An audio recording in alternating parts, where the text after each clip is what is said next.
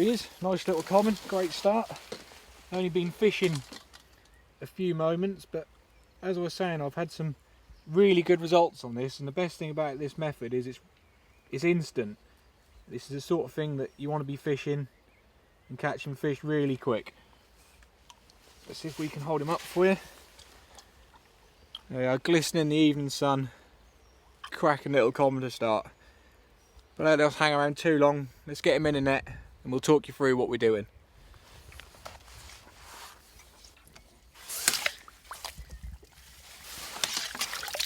While we're out of the water, gives me a great time just to chat through the rigs and the bait we're doing today and explain a little bit more about the stuff that I was then talking about while playing that fish.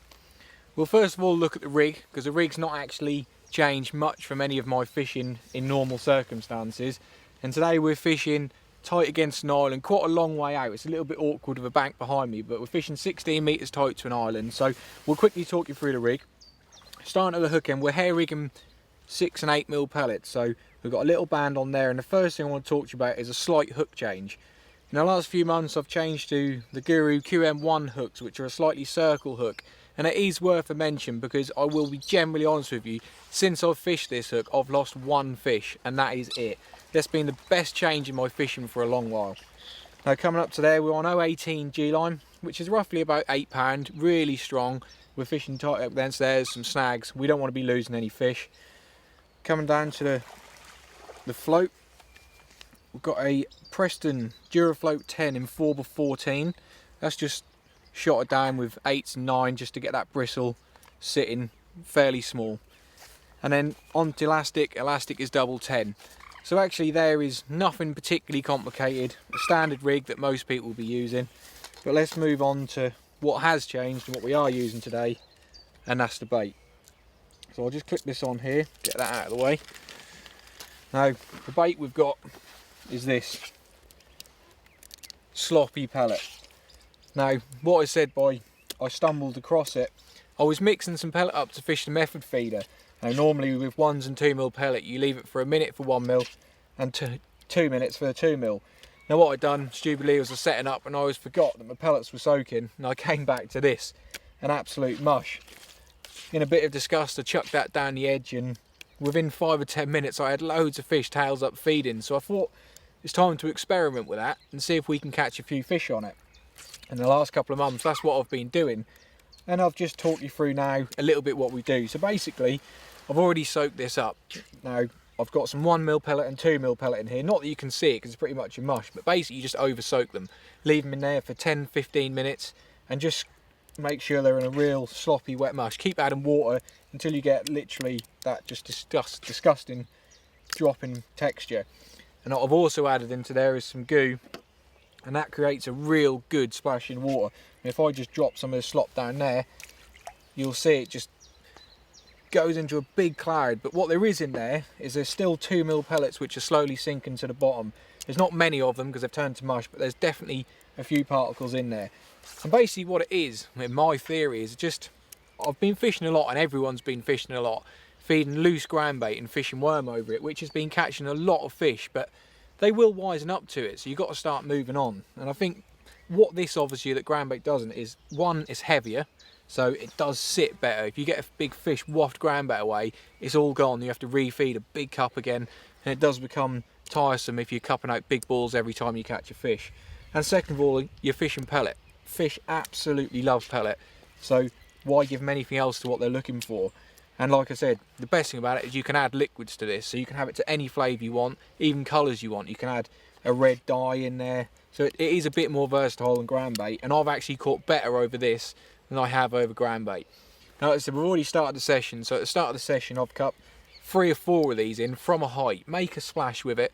2 reasons: you got the noise of bait going in, and secondly you get that nice cloud. So that's what we're doing. Like I said, sloppy pellet, and at the moment I'm catching a lot of fish on it. So let's get a bait back out there and see if we can catch another one.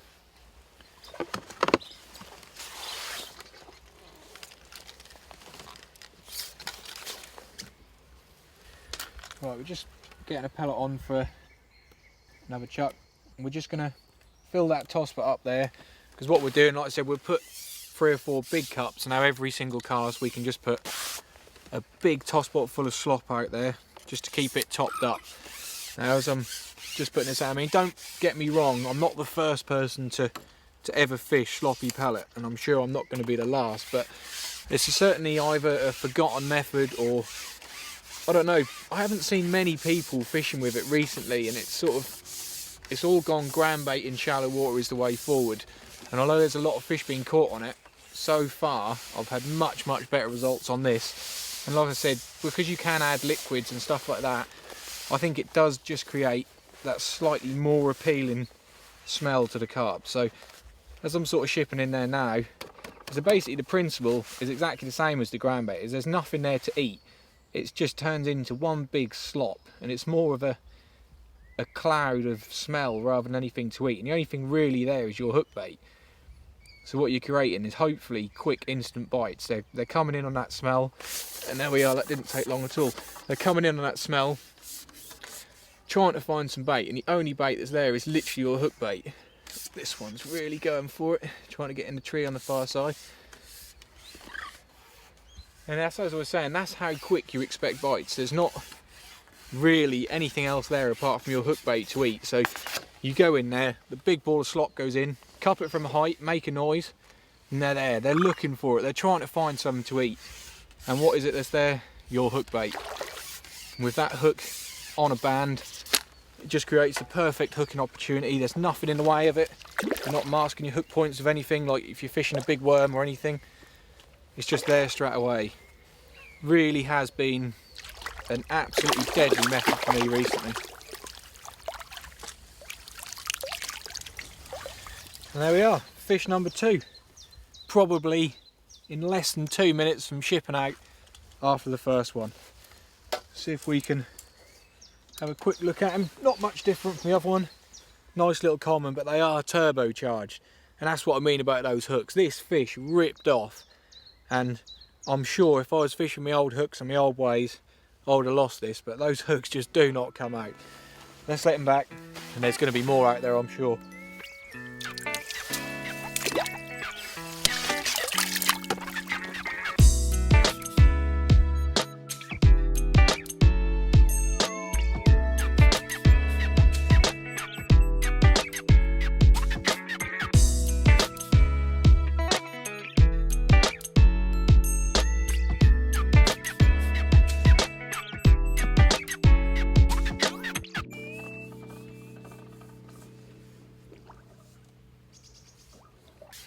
So into another fish. There's quite a few fish over there now, to be honest with you, but that's the beauty of feeding it how you've fed it, is that you don't really foul hook that many fish because there's not much there to eat. So rather than fishing big 6 mils and that's actually a big tench.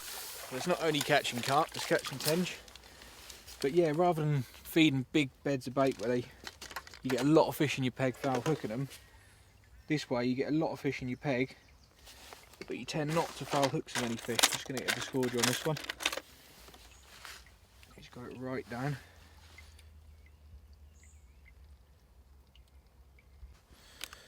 Alright, there we are. He really wanted that, but cracking tench. As I said, it's not only catching carp, it's catching tench, and there's plenty of fish out there. Let's slip him back.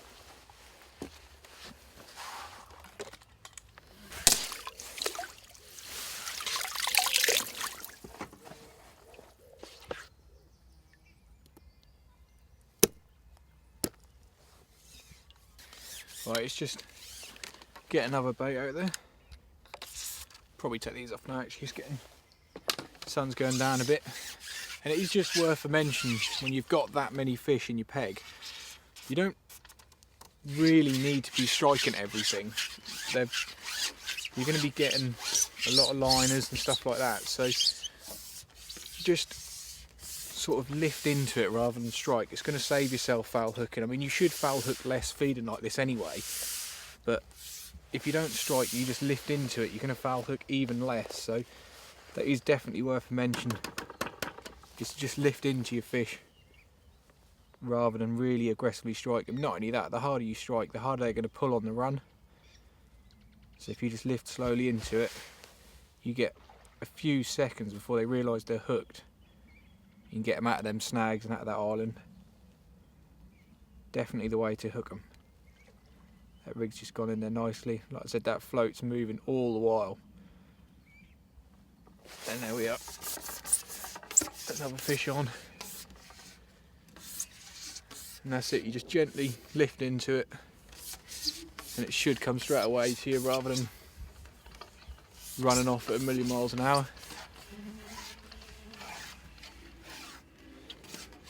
Don't know what this is yet.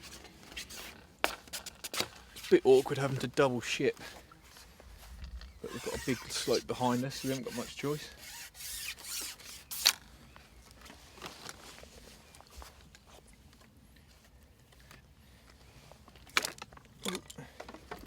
There we are, talking about not losing fish, lost that one at the net. Doesn't look like it's foul hooked though. Let's get out there again.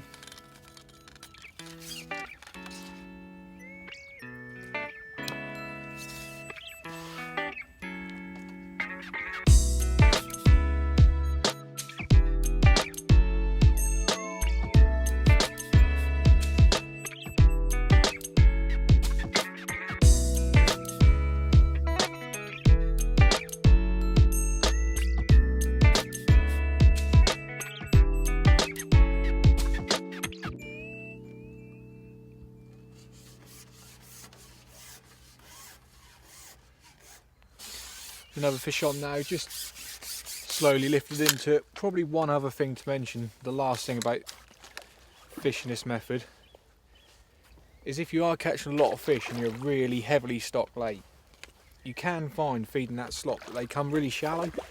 So have a rig set up, I don't know, 4 or 5 inches deep, just in case. If you start catching like that, you're in for a serious wait, but we haven't quite managed that today. But there hasn't been really no need. They've stayed pretty well on the bottom. It's just something to be aware of in case you start getting liners you're not hitting. Just check that they're not come off the bottom looking in that cloud. Now just use that puller and he's in. Another nice common. Okay, nicely hooked in the side. There we are. They've all been about the same size, but that doesn't bother us. It's just great fishing.